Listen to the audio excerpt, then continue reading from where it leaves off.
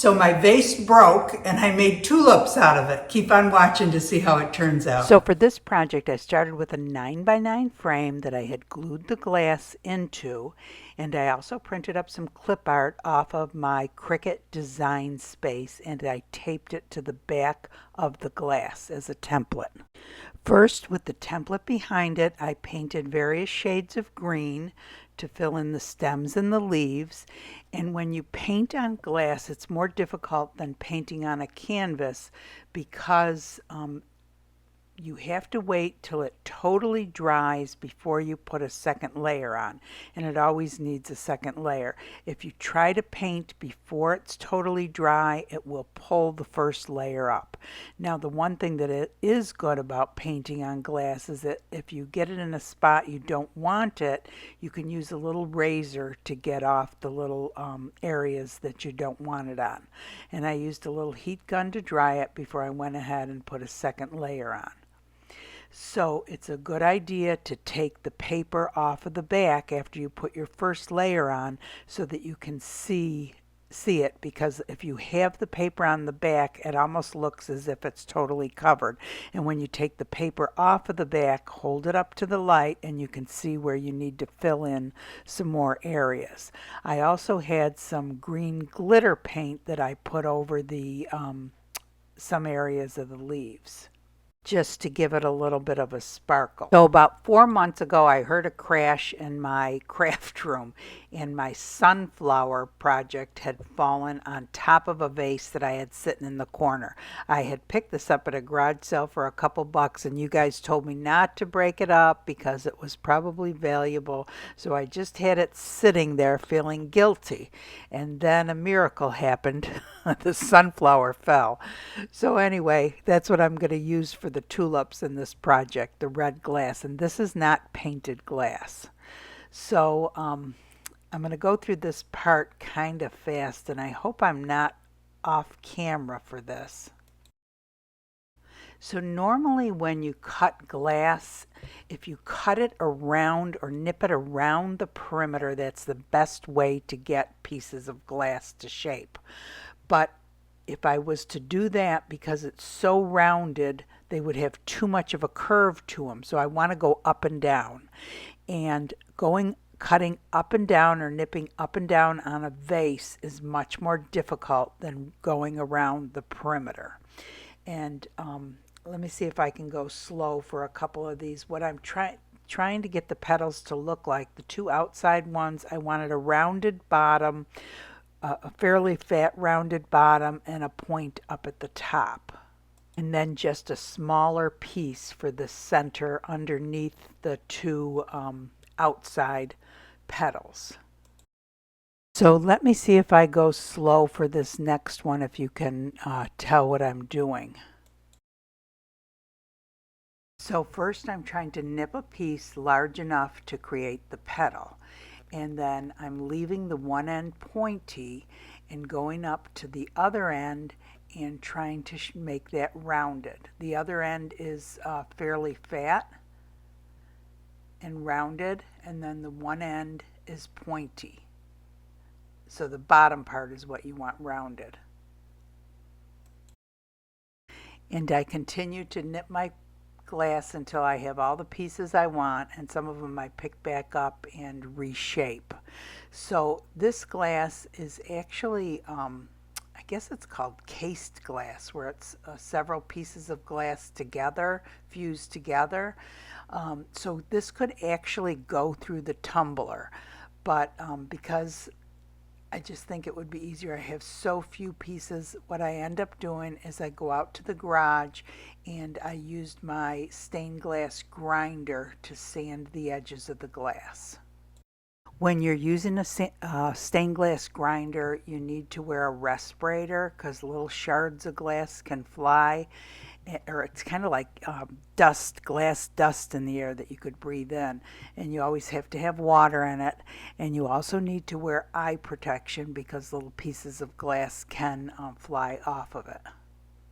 And then after you're done sanding the glass, I wash it with soap and water and use a little isopropyl alcohol to make sure all the debris is off of it, and then let it dry thoroughly. So for this project, I'm actually using the Bond Crafter tabletop epoxy, and I don't need to. I could use the regular Bond Crafter because it works great with glass on glass. But when you have flat pieces of glass like that, I think it's in your best interest to use a coating resin because it could leave fish eyes on those pieces of glass. So that's why I'm using the tabletop epoxy from Bond Crafter. And I just go ahead and I fit all my pieces together again, and this part was kind of tedious. I almost wish that I had UV resined them together, kind of glued it together how I wanted, because some did move a little bit after, and I wasn't totally thrilled with the placement, although I'm sure it's fine. And I'm not sure if you can tell or see the glitter that I had put on there on the leaves. And then, of course, I took the backing off before I started pouring the resin. And that last tulip was just driving me absolutely nuts, so I ended up taking it off, and I decided I would put it back on once I put the resin on. So then I started drizzling the resin over the glass first, and then up in the corners and around the edges, because you really need to make sure you push the resin where it needs to be. I know they say it's self-leveling, but it really needs a little bit of help. It needs to be moved around to make sure it covers everything. After I get the resin all spread out, I use the kitchen torch to get rid of the bubbles. So I use two other types of glass on this. The glass that I'm putting at the very top on the clear parts of the glass is called Ashland Decorative Filler Gold Crushed Glass. It's a chunkier glass. It's a little bit smaller than 1/4-inch fire glass. And it can be found up at Michael's. It's important that your project lays on a flat level surface. This particular resin cures best at temperatures between 70 and 80 degrees Fahrenheit. Like most resins, it's a 1-to-1 epoxy resin. It's a tabletop epoxy, so it would also be good on canvas. I use the kitchen torch to get rid of the bubbles. Once I finish a project, I always come back every 15 minutes to check for glass placement, to check for bubbles and retorch if necessary. I check for sediment and use a little toothpick to get rid of it. It's in your best interest to read the directions for the resin that you are using. All resins are different, and it's in your best interest to cover it with a dust cover. I didn't really feel like the glitter gave it enough of a sparkly effect, so at the end I came back and I took some of this Ruffino glass and sprinkled it just over the leaves. Hey everyone. So this was a super easy project. I did it in one evening. I just thought, oh, wouldn't that be pretty? I was looking on my Cricut design space. And so what made it so easy was that I just painted the bottom and I didn't have to cut any glass for any of the leaves because that would have taken a while. And the only glass that I cut was actually the tulip petals, the flower petals. And I almost wish I had UV resin these together before I put it on there, because some of the center parts did shift. It's really hard to balance glass on top of each other, especially some of the curved glass. And what I was trying to explain to you was, let me see if I can find, oh here.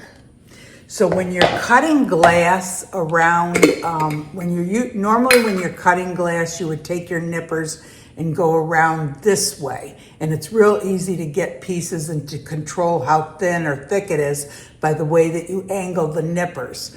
But because this is so curved, and I didn't want my flower petals to be that curved, I had to cut it this way, up and down. And it's much more difficult to cut glass that way and get a controlled cut when you cut it up and down.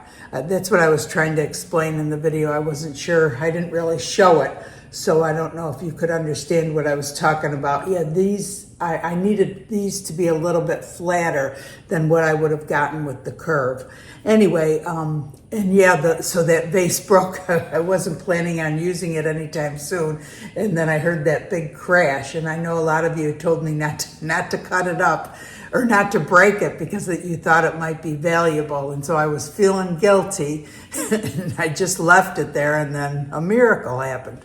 But anyway, and it's not painted glass. It's actually the color, I think it's cased glass, and I think it has several layers. See, it's white in the back. So I actually could have put it in the tumbler, but it was easier for me. It was so few pieces, I just went ahead and took it out to the garage and did used the grinder on it. But anyway, the glass up at the top is Ashland decorative filler, the crushed gold glass. And this is a little bit chunkier. It's smaller than a 1/4 inch. I would say it's almost like an 1/8 inch, the glass. And this is great if you want a type of fire glass that's smaller than 1/4 inch. You can color this any color that you want. And the other glass that I used down at the bottom, the green, is the Rafino glass, or Renfio, I know I'm not pronouncing it right, which is real tiny glass, which is nice, but the problem with this is it runs. I know the green doesn't run because I tested it before on a project, but a lot of the other colors I tested and they run, so you would have to seal it. So that's what's a pain about that, but you know, it is pretty glass. Anyway, I hope you guys enjoyed the project. If you did, please give it a thumbs up. That really helps the channel. If you haven't subscribed yet or have not been to the channel before, I have over 350 videos now, I think, of all different glass and resin art projects. Check it out, subscribe, hit the bell. You'll be notified whenever I put out a new video. I try to put one out every week. If you want to come join us over on the Facebook group, we have an amazing group over there. Everybody puts out all their pretty glass art, and everybody is so friendly and helpful. If you have any questions, come join us there, and I hope you all have a great day. Thanks for watching.